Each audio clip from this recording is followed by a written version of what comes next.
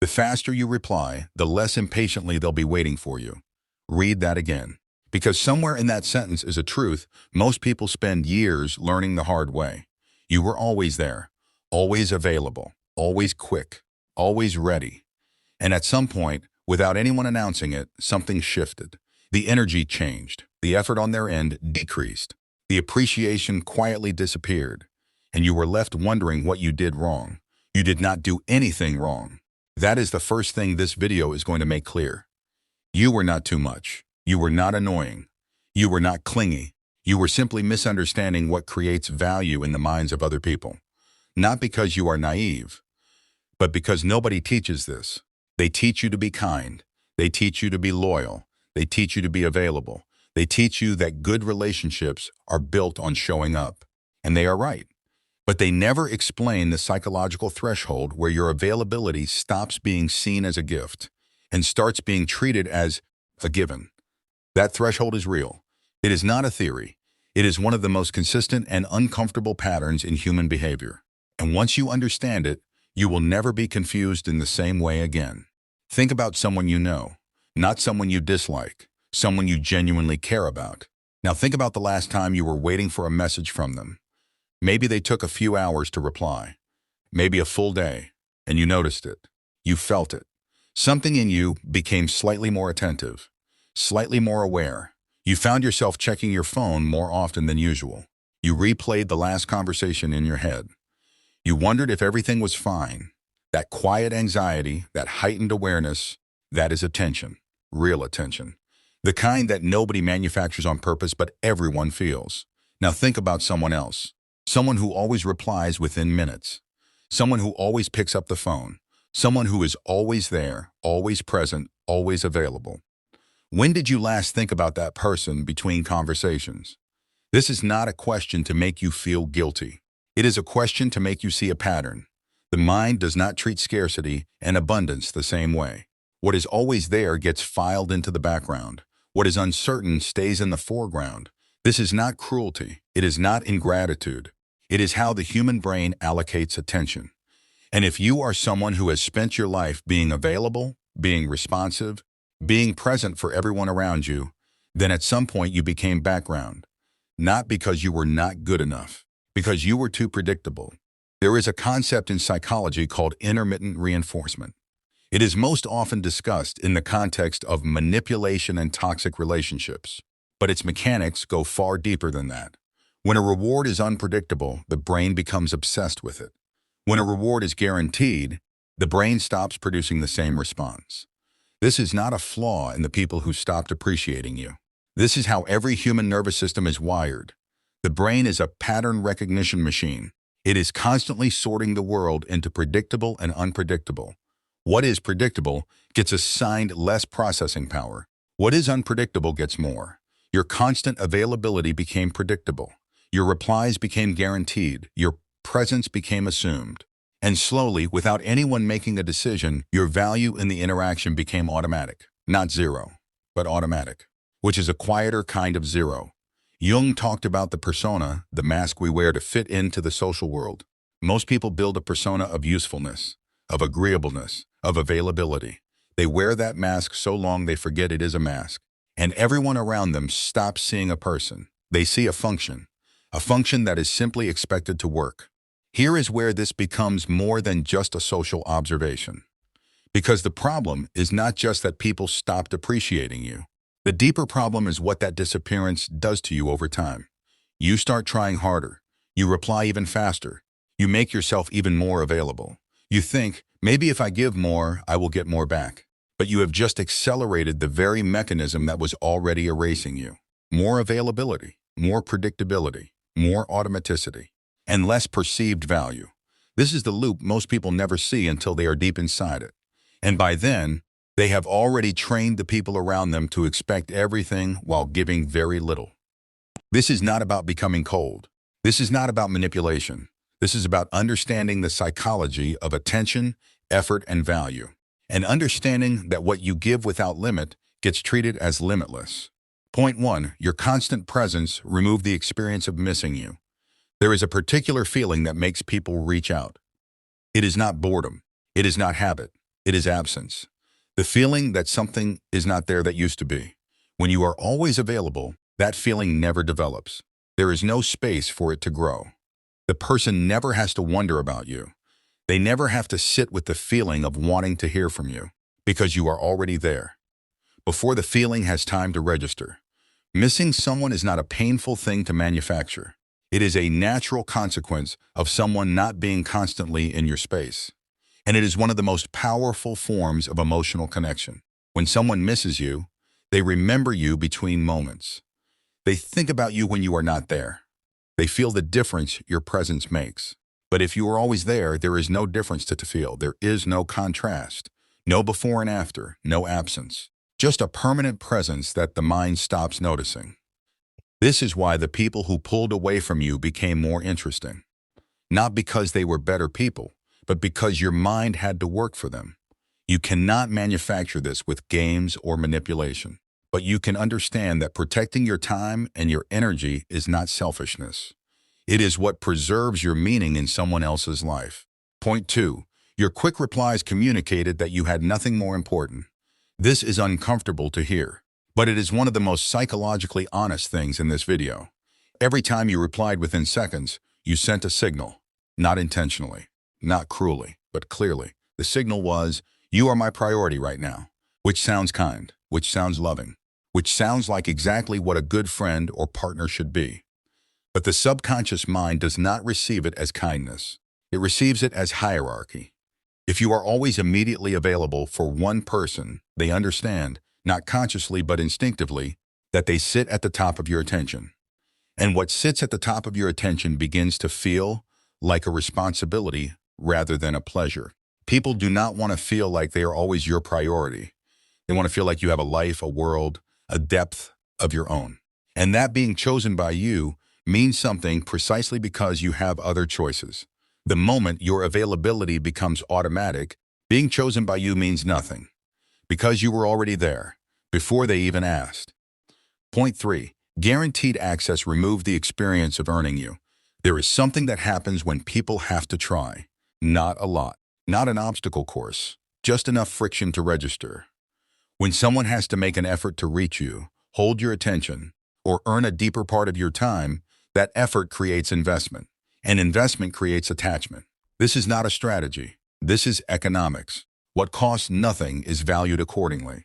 When someone has instant, unlimited, effortless access to your time and energy, they carry no investment in the relationship. They have not had to adjust their schedule. They have not had to be patient. They have not had to earn a deeper version of you. They simply took what was available. And availability, by definition, belongs to no one in particular. This is why people who are harder to reach are perceived as having higher social value, not because they are richer or more interesting, but because they are more selective. And selectivity communicates that something is being protected. What is protected is assumed to be worth protecting. Point 4. Your availability trained them not to plan for you. When people know you will always be there, they stop planning around you. They make commitments, fill their calendar, and arrange their life. And then they fit you in wherever there is leftover space. Because you have always been okay with leftover space. Because you were always available to fill it. This is not malice. It is pattern. They learned that you do not need advance notice, that you do not need to be prioritized, that you can be moved, shifted, or rescheduled without real consequence. Because you never demonstrated consequence. You adapted, you understood, you were flexible. And every time you were, you confirmed the lesson. That you do not require intentional space in someone's life. That you will work around whatever they decide. Until one day you start feeling like an afterthought. And you wonder how it happened. It happened gradually, one rescheduled plan at a time, one flexible accommodation at a time, one unchallenged assumption at a time. You taught them how to treat you. Not because you are weak, but because you believed availability was the same as love. It is not. Point 5. Being reachable at all times collapses the distance that creates desire. Desire in any relationship requires distance. Not emotional distance, not cruelty, not silence as punishment, but the natural space that allows someone to move toward you. When there is no distance, there is no movement. And when there is no movement, there is no desire. This applies to friendships, to professional relationships, to romantic relationships. The person who is always in the room is never the person being searched for. Think about what makes you lean in during a conversation. It is not the constant talker. It is the person who speaks rarely precisely and then goes quiet. Your words carry more weight when people cannot predict them. Your presence means more when it is not guaranteed. The Stoics understood this. They did not call it strategy. They called it self-mastery. The person who controls their own presence controls their own value in the social world. Not by being cold, by being intentional. There is an enormous difference between a person who is unavailable because they are running from connection and a person who is selective because they are deeply grounded in their own life. The first is fear. The second is power. Point 6. Your emotional predictability removes the tension that keeps people engaged. This one is darker. Most people are not fully conscious of what keeps them interested in others. They think it is affection. They think it is history. They think it is love, and sometimes it is. But often underneath all of that, what keeps someone engaged is uncertainty. A small, persistent question. What is this person thinking? What will they do next? Do I still have their full attention? When you are emotionally predictable, always warm, always understanding, always forgiving, the answer to all those questions is already known. You are fine. You will adapt. You will still be there. The tension disappears. And what most people call boredom in a relationship is actually the disappearance of that productive uncertainty. This does not mean you should become unstable or manipulative. It means you should stop suppressing your real reactions for the comfort of others. When you have a boundary and you never say it, you become easy to navigate around. When you have a feeling and you swallow it to keep the peace, you remove yourself from the equation. Your realness, your unpredictability, your full emotional presence is what makes you three-dimensional to other people. Without it, you are a surface, smooth, easy, and eventually invisible. Point 7. They stop seeing your energy as something to protect. There is a kind of relationship where both people are aware, at some level, that the other person's attention is finite, that it has limits, that it can be lost, that it is given, not owned. In those relationships, people tend to behave better. They are more considerate, more attentive, more aware of what they might lose. But when your energy has no apparent limit, when you are always refilling, always available, always ready to give more, the other person stops calculating. They stop thinking about what they give because they never need to think about what they might lose. Your openness told them there was nothing to lose.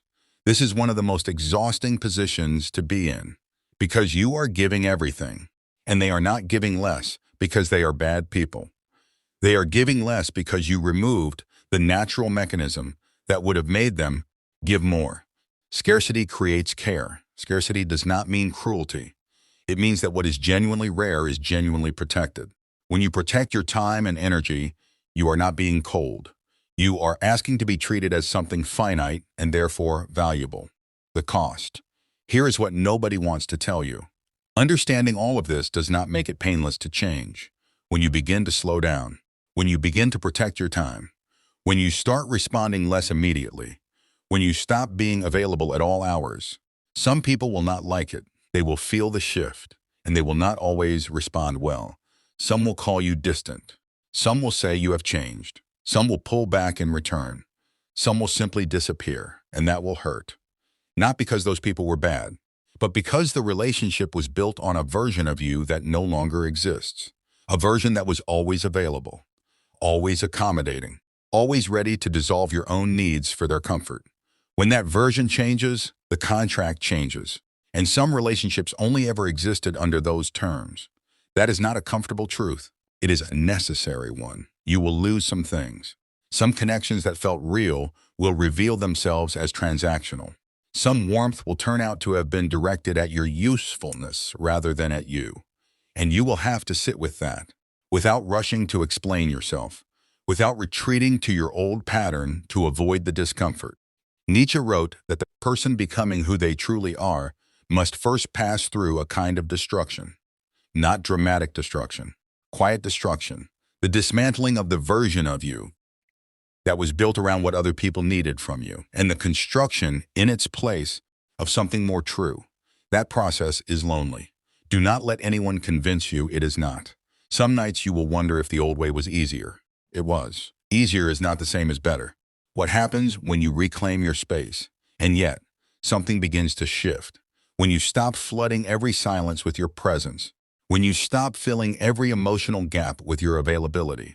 When you stop measuring your value by how quickly you respond. You start to become visible in a different way. Not louder, clearer. The people who value you will find you more interesting, not less. Because now there is something to pursue. Something that is not guaranteed. Something that does not bend to every request. You will start to notice who reaches out with genuine intention. Who makes the effort when the outcome is uncertain. Who is interested in you rather than your function. And those people, fewer in number, will feel more real than 20 who took your constant presence for granted. You will also notice something happening inside you. The urgency you used to feel before sending a message.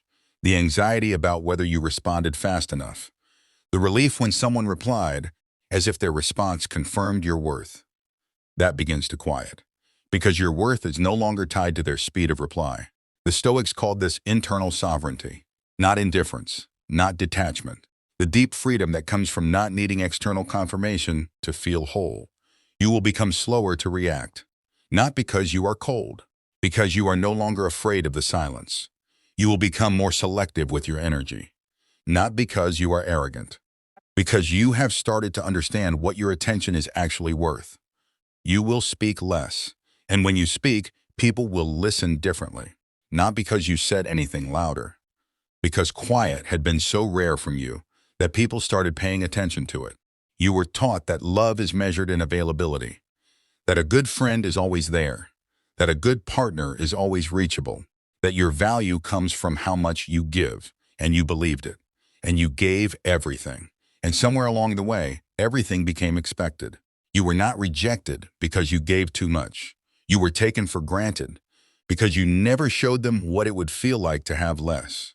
The pain you felt was real. The confusion was not weakness. The sense that something was wrong, that the balance was off, that the effort was unequal, that was not paranoia. You were seeing something clearly.